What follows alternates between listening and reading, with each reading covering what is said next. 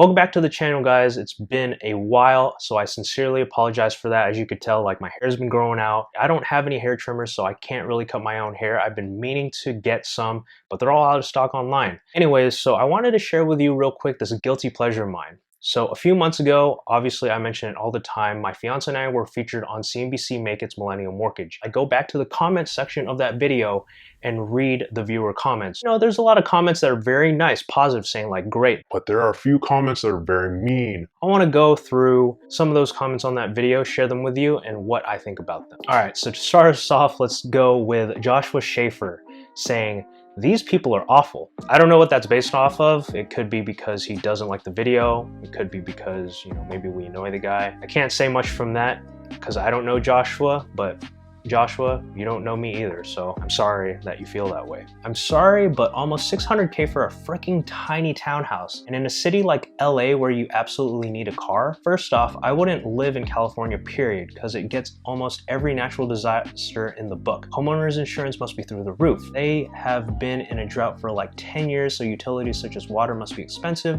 but having an insane mortgage for what small amount of space? I think they should have stayed in Austin. It's way cheaper and they could have bought an actual house, not a townhouse. All right, Michelle, you're definitely right. California is super expensive, I will tell you that. But honestly, like, what my fiance wanted and I wanted to do was move out to LA. It's always been a dream of hers to move out to LA. I always wanted to move back to the West Coast growing up in Washington, which is, you know, 2 states north of California. We just wanted to be out here. Also, when we were out in Austin, after I graduated college, because I went to school there, you know, a lot of my friends moved away. I only had a handful of friends. I didn't have any family in Austin. So, you know, seeing my mom, seeing my grandma, seeing my, you know, family didn't happen a lot. Obviously, I agree with you. Austin, Texas, we could have gotten a full house for less than half the price. That's just the case of real estate in cities that are in high demand. Granted, you know, there's pros and cons to both. Like, we're near the beach. Like, we can drive to the beach in less than 10 minutes. You know, that's just something that we had a preference for, and that's honestly what you pay for, I guess, out here. Also, in terms of natural disasters, you're right. We got earthquakes. We just had one the other day. There's a lot of sunlight. Can't really argue with that. There's wildfires because of the drought, you know, whatever. But I mean, it's like, that's just our preference. We want to go out here. We want to do it while we're young. Obviously, once we want to settle down, maybe we won't stay out here. This is how you go homeless. Buy a house for 600K with 10% down that doesn't cash flow. One person loses their job, can't pay for the mortgage. I mean, that's a very specific situation. In the video, we mentioned that we have our investments and savings intact. When an emergency happens, we have our emergency fund and be able to last, like if someone lost their job. Both of us, you know, respectively. So, you know, if both of us lost our job, obviously, you know, we'd have to make some changes, but in that same amount of time, we'd be scrambling to find a new job. And, you know, being able to find a job, especially remote, it's not as hard as, you know, people would think. If you have the right skills, I'm sure someone would be willing to hire you. It's just a matter of grinding until you get it. That's what's up. They deserve it. However, $500,000 on a townhome, California taxes, and live in GF, nah, I'm good. Look, Henry, I guess you're good, man. That's all I gotta say. If you don't have it, maybe you can get a home one day. If you do, that's great. You know, keep doing what you're doing, but I'm good too. All right, but he skates Mongo. So in the video, I was skateboarding into the sunset. There was a clip in that, but I was pushing with my front foot. So that's what it's called, meant to skate Mongo. Typically, you would want to push with your back foot. And, you know, just, it's a bad habit that I never got out of. When I grew up, or when I was starting skateboarding as a kid, I used to skate goofy where my right foot was in the front. And then I just never got used to that. And then I switched to regular stance, but I kept pushing with the same foot. So yeah, that's the reason why it's obviously a habit I should get out of, but you know, I can skate regular, it's fine. All right, next comment. If this couple makes one extra payment per year on the townhouse, can they pay the home off earlier than 30 years? Yeah, you could definitely save money by paying an extra payment per year. You know, something that we do is we pay bi-weekly. So every 2 weeks, we deduct half our mortgage payment from our account. And then at the end of the year, that calculates to 26 payments, which is, you know, 13 payments or 13-month payments. They seem like a super boring couple. Look, Nicole, I mean, we're not like, you know, going to the club every night or, you know, going out every weekend, blah, blah, blah, this and that. Like, we definitely spend a lot of time trying to self-improve ourselves. Like, we love reading, we love books, we like finding more work or learning new skills. So, you know, from your perspective, I guess that's boring. And honestly, like, that's just what keeps us entertained. You know, we can take a break every once in a while, but if we're not doing anything to, you know, make ourselves better, that's boring to us, honestly. So, all right, next question. Boy Meets World fan, I see. I like it. Believe in yourselves. Dream. Try. Too good. That was Mr. Feeney. So we've definitely watched that series a few times, and a lot of life lessons have been learned from that series. So if you haven't seen Boy Meets World, definitely go through that. You'll relive a lot of memories. Is Ver Filipino? I guess, you know, my last name isn't like a Filipino last name, so I guess that's why the question was asked, but yeah, I'm Filipino. When you first started looking for homes all throughout California, ranging from Burbank to Glendale, you know these two cities are right next to each other, right? Cameron, you're right. So my fiance definitely didn't list out all the places to, you know, that we looked at. But, you know, coincidentally, Burbank and Glendale are next to each other. But here's the thing. We did look around central LA. We looked in the 626. We looked down south in South Bay.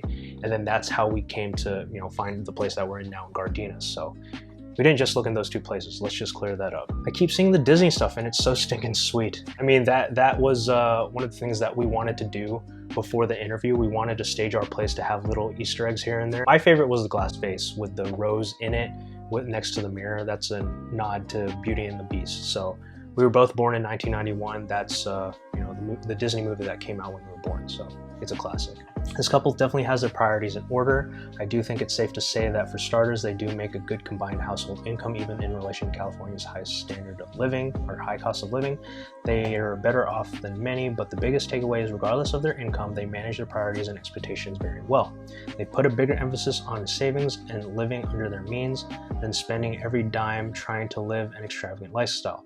I can't stress enough the amount of people I see that are living paycheck to paycheck and instead saving money for a house or simply a better living situation. They'll buy a new or slightly used but expensive car instead. I still drive the same car from when I was in high school, and it's a 2002 S10 Chevy pickup.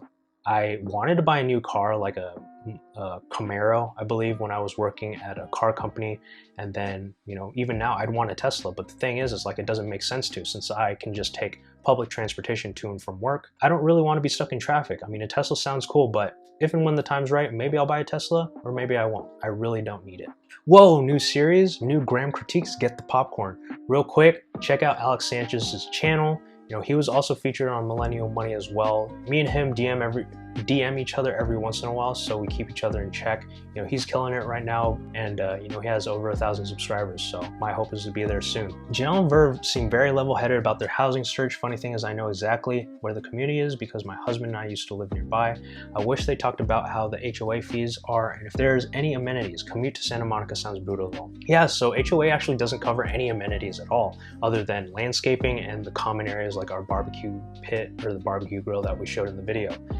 We still have to pay for our electricity, water, recycling, all that, and then, you know, anything inside the house, obviously. We also have to take care of our solar panels on the roof, so the HOA doesn't really cover much. I mean, they did definitely clean up the trimmings and the bushes, but the cool thing is like our HOA fee is not as expensive as other areas that I know that are a couple hundred, few hundred, and they don't, you know, take care of the same things either. So to get to Santa Monica, that dude needs to wake up at 5.